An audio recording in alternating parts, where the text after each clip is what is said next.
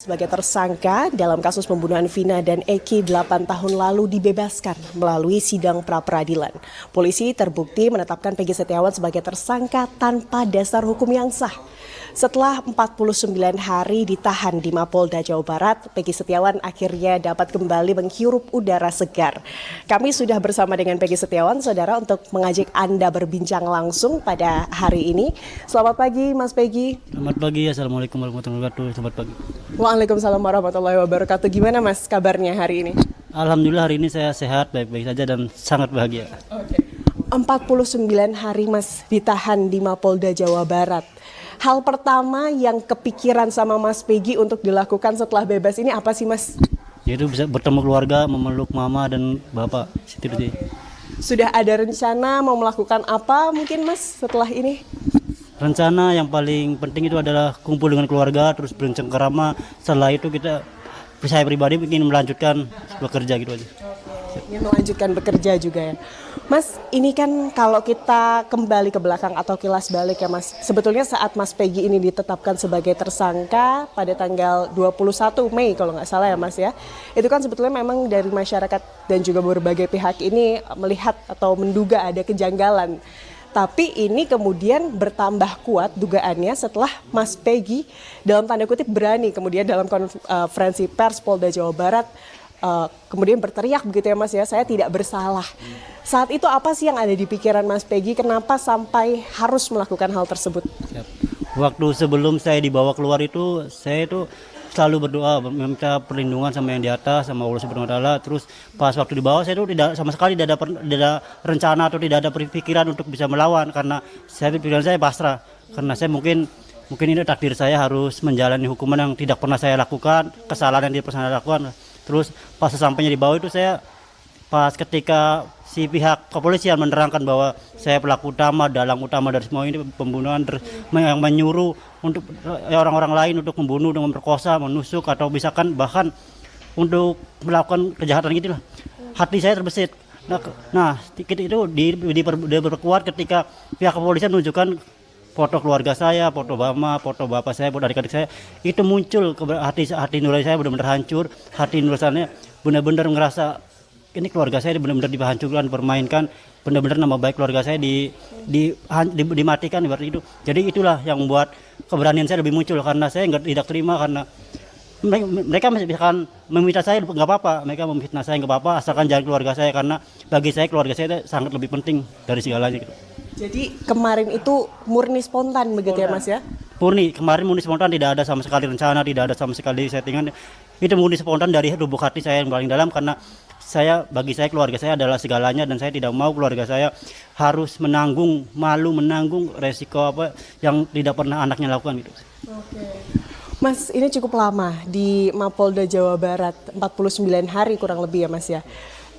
Seperti apa sih di sana Mas? Mungkin boleh diceritakan Mas. Alhamdulillah di sana itu di dalam kondisi sangat baik sekali.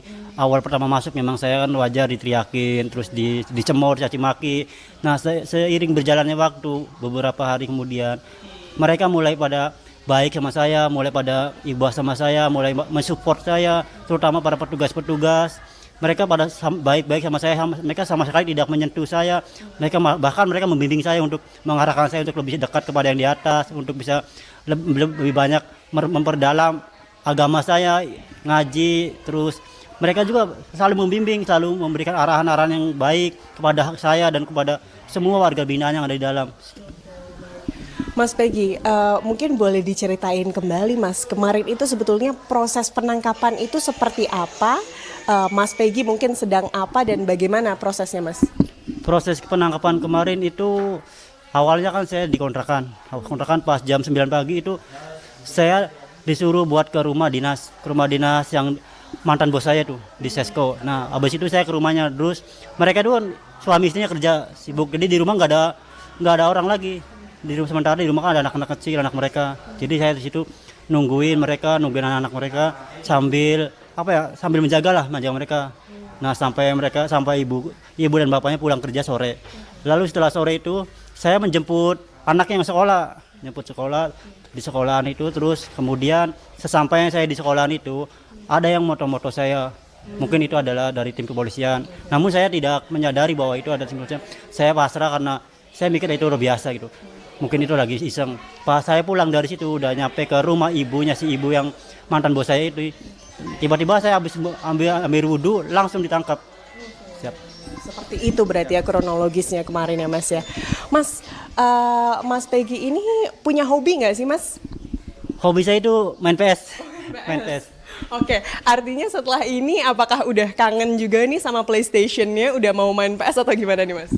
Pasti, itu sangat dirindukan waktu di dalam. Jadi biasanya saya kalau misalkan malam itu pasti rutin main PlayStation. Kalau misalkan libur minggu rutin main PlayStation. Dan di dalam itu sama sekali saya tidak bisa melakukan itu. Jadi itu adalah hal yang paling saya rindukan. Salah satunya. Berarti abis ini mungkin langsung main mau berapa jam nih Mas mainnya rencananya? Insya Allah itu mau sepuasnya gitu.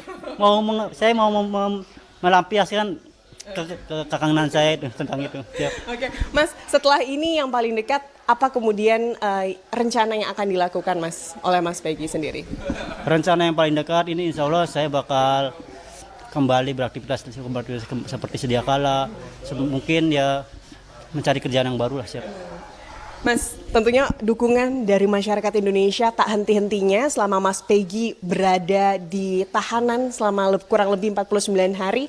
Ada yang mau disampaikan nggak Mas kepada masyarakat Indonesia khususnya yang selama ini mensupport Mas Peggy Setiawan?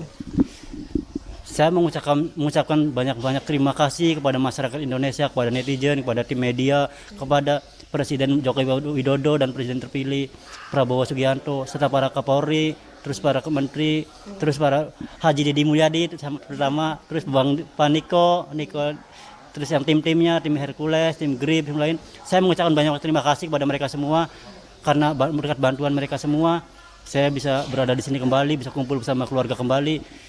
Seperti itu kurang lebih.